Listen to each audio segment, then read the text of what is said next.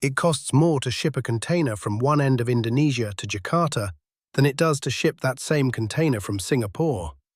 Let that sink in. It's cheaper for Singapore to ship into Indonesia than for Indonesia to ship across itself. Indonesia, world's fourth most populous country, 280 million people, the largest economy in Southeast Asia. GDP per capita, $4,925, and that number has barely moved in 15 years. Every decade, some investment bank declares Indonesia the next China. Every decade, it doesn't happen. And the trap it's stuck in. 88 other countries are watching, because they're in it too. But this isn't just about shipping costs. It's about a $1.3 trillion economy stuck in a trap of its own making, and the consequences are global. 3 reasons this matters right now. 1. Nickel. Indonesia controls 61.3% of the world's nickel mine production. If this country can't develop, the global EV battery supply chain has a serious problem. 2. The demographic time bomb. 280 million people, 16% youth unemployment, and 59.4% of the workforce, 86 million human beings, working in the informal economy. That's not a demographic dividend, that's a powder keg. 3. The myth. Jim O'Neill coined mint in 2013. Capital Economics said it bluntly in 2024. It won't ever be the next China. We're going to show you why. If you've been hearing this promise for years and something always felt off, trust your instincts. And the real reason, the one nobody talks about, isn't corruption or geography alone. It's something far more structural. To understand why Indonesia is trapped, you have to understand the choices it made, and the choices that were made for it. In 1997, Indonesia's economy didn't just stumble, it fell off a cliff. GDP contracted 13.5%, the worst in Asia. The rupiah collapsed from 2,400 to the dollar to 16,000. That's an 80% loss. Inflation hit 80%. The IMF had to step in with a $43 billion bailout. Half the population fell below the poverty line, overnight. And then, on May 21, 1998, after 32 years of authoritarian rule, triggered by the shooting of 4 students at Trisakti University, Suharto resigned. That trauma shaped everything that came after. The fear of centralized power, the commodity dependency, the structural fragility that Indonesia still hasn't fixed. So what did Indonesia do? It decentralized. Fast. On January 1, 2001, Laws 22 and 25 of 1999 took effect, devolving most government functions to roughly 300 districts. It was one of the most rapid decentralizations in modern history. No phased pilots, no trial runs, just go. Today, Indonesia has 514 autonomous local governments, 38 provinces, 416 regencies, 98 cities, and only 11.5% of those achieved high governance performance. 59% scored merely moderate. So while China can build a high-speed rail network in a decade, Indonesia's 500-plus jurisdictions can't agree on consistent business licensing. Now here's where it gets structural. Indonesia's commodity dependency isn't accidental. Centuries of Dutch colonial extraction built an economy designed to export raw materials, never to process them. Independence changed the flag. It didn't change the structure. Unlike China, which channeled its post-reform energy into manufacturing, Indonesia leaned on the same natural resources the colonial system had established. Manufacturing's share of GDP peaked at roughly 32% before the '97 crisis. Then began a long, quiet decline, falling to just 18.67% by 2023. In 2000, Indonesia's computer export value was double that of palm oil. By 2024, palm oil dominates again. One data point. the entire trajectory. When Jokowi came to power in 2014, he bet big on infrastructure to reverse the slide. Roughly $100 billion spent over a decade. 2,700 kilometers of toll roads, 6,000 kilometers of national roads, 50 new ports and airports, the most ambitious infrastructure program in Indonesian history. And it wasn't enough. Growth stayed pinned at roughly 5%, never hit the targeted 7%. But while Jokowi was building bridges, a far more cynical game was being played, one that would expose the total impotence of international trade law. In 2020, Indonesia banned all raw nickel ore exports.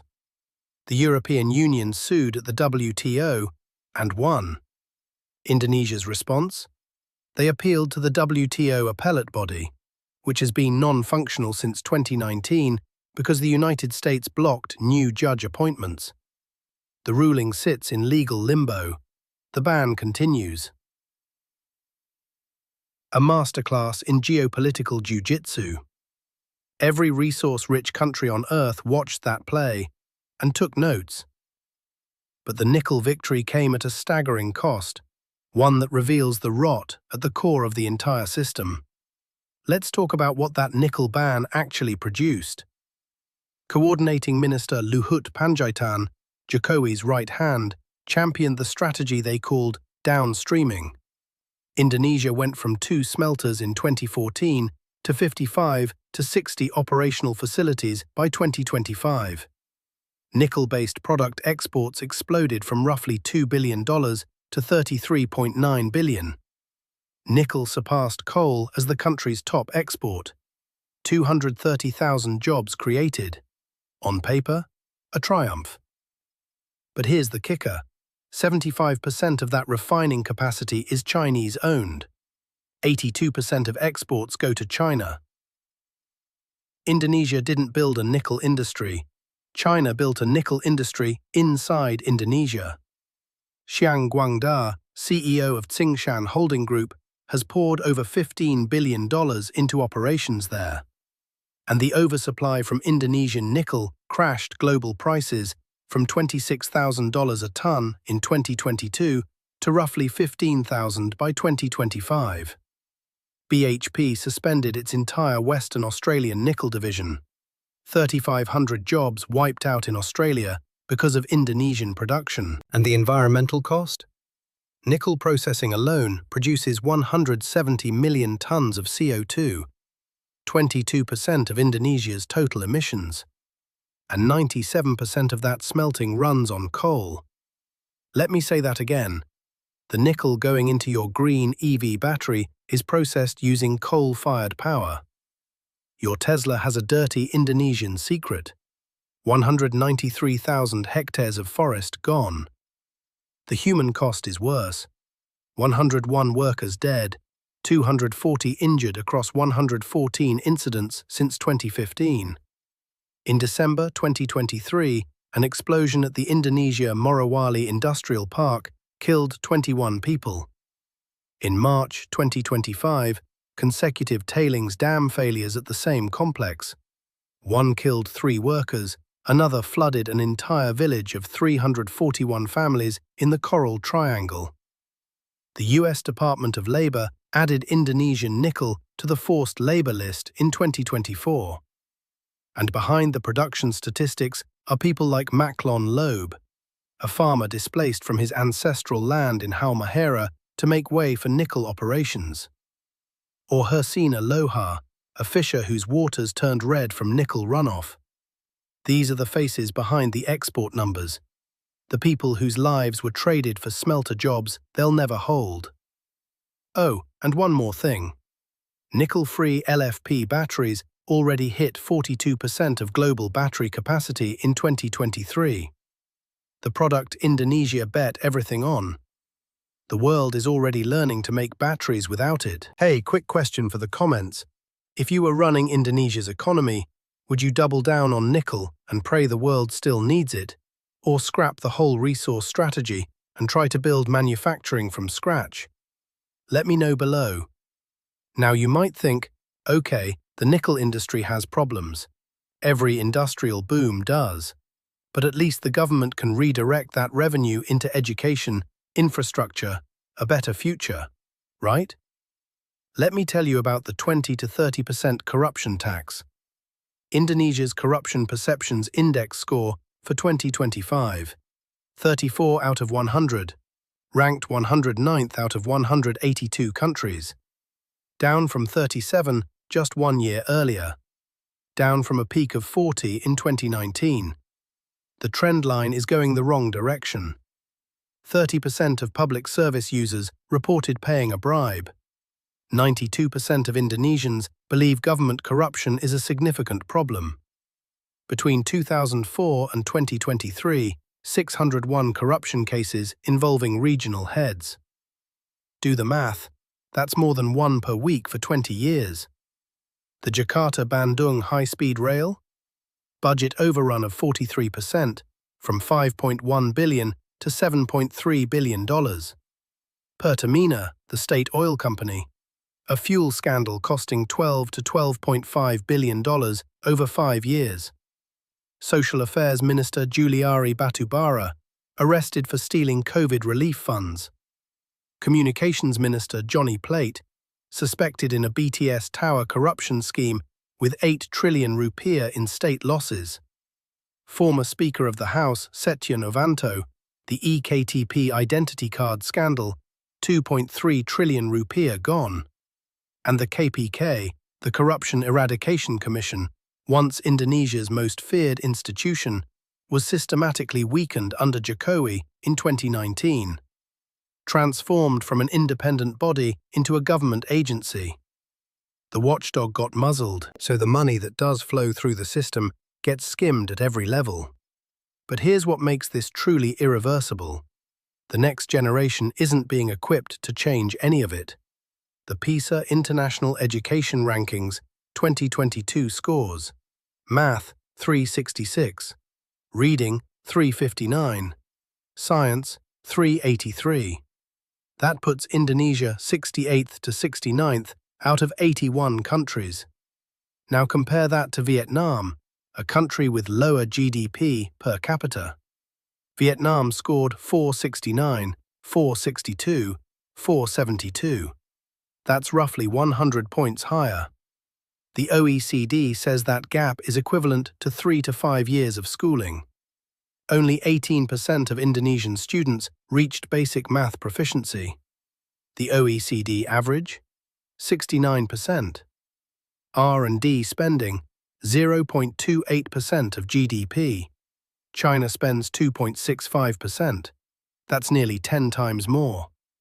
In absolute terms, Indonesia, $10.6 billion. China, $786 billion. The Human Capital Index says an Indonesian child reaches only 54% of their productive potential. Vietnam, 69%. Singapore, 88%. And tertiary education. Roughly 10% of Indonesians hold any tertiary qualification. The government doubled teacher salaries in 2005. Research shows it had no measurable impact on learning outcomes. They spent the money. It changed nothing. A corrupt system, an uneducated workforce, and a nickel industry owned by China. But the government has a solution: abandon the capital and run away to the jungle. While Jakarta, a megacity of over 10 million people, is literally sinking into the sea at 25 to 30 centimeters per year, the government decided the fix was to spend $35 billion building a brand new capital in the Borneo jungle. Instead of fixing the problem, they're fleeing from it. Up to 95% of North Jakarta could be submerged by 2050 if current groundwater extraction rates continue. 40% of the city is already below sea level. In 2020 alone, monsoon floods killed 66 people and displaced 170,000. A sinking capital, a jungle palace, and an economy that ships goods between its own islands for triple the international rate. This is the Archipelago Trap, and to understand why there's no escape, you need to see the map. 17,508 islands, 6,000 of them inhabited, stretching 5,120 kilometers east to west. This isn't a country with a logistics problem.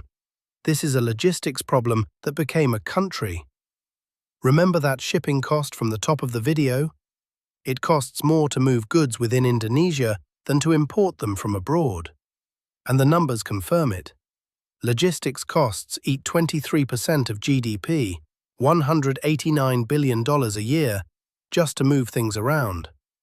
Singapore does it for 8%. Java, 6.8% of the land area, produces 57% of the national GDP and holds 56% of the population. The entire rest of the archipelago is an economic afterthought. Rail network, 6,640 kilometers, almost entirely on Java and bits of Sumatra. Kalimantan, the third largest island on Earth, has zero commercial rail. Papua? Zero. Compare that to China, 155,000 kilometers of rail, including 42,000 kilometers of high speed. That's 23 times Indonesia's total. The main port at Tanjung Priok handles 7.6 to 7.9 million containers a year. Singapore handles 41 million. Building a house in Papua costs 3 times what it costs on Java. And the sea toll program, Jokowi's decade-long attempt to subsidize inter-island shipping? After billions in subsidies, negligible impact on price disparities. Premium rice on Kizar Island still costs 16,000 rupiah per kilo, far above Jakarta prices. The World Bank's Logistics Performance Index tells the story. Indonesia dropped from 46th in 2018 to 63rd in 2023. The infrastructure isn't catching up, it's falling behind. Now, everyone keeps calling Indonesia the next China, so let's actually compare them at the same income level. When China hit roughly $4,500 to $4,800 in GDP per capita around 2010, manufacturing was 31.6% of GDP. Indonesia today, 19%. China was spending 1.7% of GDP on R&D. Indonesia spends 0.28%. China was investing 8.5% of GDP in infrastructure. Indonesia manages 3 to 4%. China's gross savings rate was 50% of GDP. Indonesia's is 30%. Notice the pattern? But the most damning number? Education spending. China, 4.3% of GDP. Indonesia, 1.3%. China was growing at 10.6% per year. Indonesia, 5%. China had a centralized, single-party state that could direct investment at will. Indonesia has 514 autonomous jurisdictions that can't coordinate a business license. If you're still holding on to the next China story, look at those numbers again. China deployed a $586 billion stimulus predominantly into infrastructure after the 2008 crisis. Indonesia has no comparable capacity. The next China comparison isn't optimistic, it's delusional. So what about the escape plan? The new capital, Nusantara. Here's how that's going. Private investment realized 65.3 trillion rupiah, roughly $4 billion. The target was 466 trillion rupiah, 32 billion. That's 12% of target. In November 2023, Jokowi himself admitted not a single foreign investor had put money directly into Nusantara. Prabowo quietly downgraded the funding from 2.5 billion in 2024 to 880 million in 2025 to 380 million in 2026. By September 2025, Prabowo announced Nusantara would be the political capital, not the national capital. Jakarta retains its role as economic center. The head of the Nusantara Authority, Bambang Susantono, and his deputy Doni Raharjo both resigned simultaneously in June 2024. Prabowo skipped the 2025 Independence Day ceremony there entirely. The historical precedent isn't encouraging. Myanmar's Naypyidaw, $4 billion, 20-lane highways sitting empty. Egypt's new administrative capital, $58 billion, serving elites only. As ANU academic Tim Lindsay warned, citing Brasilia as a model for Nusantara is dangerous. Geography, corruption, broken education, a nickel industry owned by China, a capital nobody wants to move to. It's a perfect storm, and it's produced a phenomenon almost unheard of in modern economics. Here's the structural impossibility. The World Bank's 2024 World Development Report found that for middle-income countries to reach high income, and I'm quoting, in decades rather than centuries, it would need a miracle.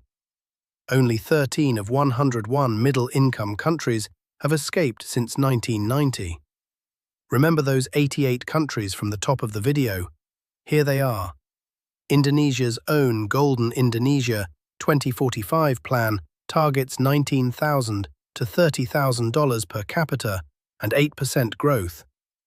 The IMF projects roughly 5%. The Economic Complexity Index ranks Indonesia 69th globally. Its middle class has been shrinking since 2018. The harsh reality is, this isn't pessimism, it's arithmetic. And now for the phenomenon that seals it. Indonesia is suffering from premature deindustrialization. The manufacturing sector is shrinking before the country has industrialized. Think of it this way. It's like dropping out of high school to take a gig job. You skipped a phase that builds real earning power. Manufacturing is the high school of economic development. Every successful economy in history followed the same path. Agriculture to manufacturing to services. Indonesia is skipping the critical middle step. Manufacturing peaked at 32% of GDP in 2002. Today it's below 20%. The trend is declining, not recovering. Vietnam, starting from a lower base, has manufacturing at roughly 25% and rising. Vietnam more than doubled its GDP per capita in a decade, and Prabowo is making it worse. He's pivoting away from infrastructure toward populist consumption. The Ministry of Public Works? Cut 50 to 70%. His flagship policy? Free nutritious meals for 83 million women and children at 100 to 121 trillion rupiah per year. Money diverted from infrastructure to feeding programs. Q1 2025, GDP growth came in at 4.87%, the weakest since the COVID peak. Students erupted in February 2025 protests, Dark Indonesia, against the education and infrastructure cuts. Finance Minister Sri Mulyani Indrawati said it herself in September 2024. 5% growth is not enough to achieve meaningful progress. She's right. The demographic window is open, median age 30.1, roughly 67% working age. But by around 2040, it closes. Indonesia will grow old before it grows rich. So if Indonesia can't be the next China, what can it be? The answer is the harshest part. But let's be fair, because the story is more complicated than pure failure. The nickel strategy, whatever its costs, is genuinely impressive by any standard. 2 smelters to 55 plus. 2 billion in exports to 33.9 billion. Indonesia attracted $29 billion in greenfield EV investments, 75% of all EV investment in Southeast Asia. A middle-income country actually executed industrial policy. That's rare. The digital economy hit $77 billion in 2022, projected to reach $130 billion by 2025. Gojek, Tokopedia, Grab. Indonesia built a genuine tech ecosystem. Extreme poverty, as measured by the World Bank's International Poverty Line, has been effectively eradicated. Jokowi's land registration program pushed coverage from 36.5% to 71.5%. Toll road construction ran 10 times faster under Jokowi than any previous administration. The Jakarta MRT carried 111 million passengers in 2024. Credit where it's due. But, and this is the core thesis of everything you've just watched, none of them approach the scale needed to escape the trap.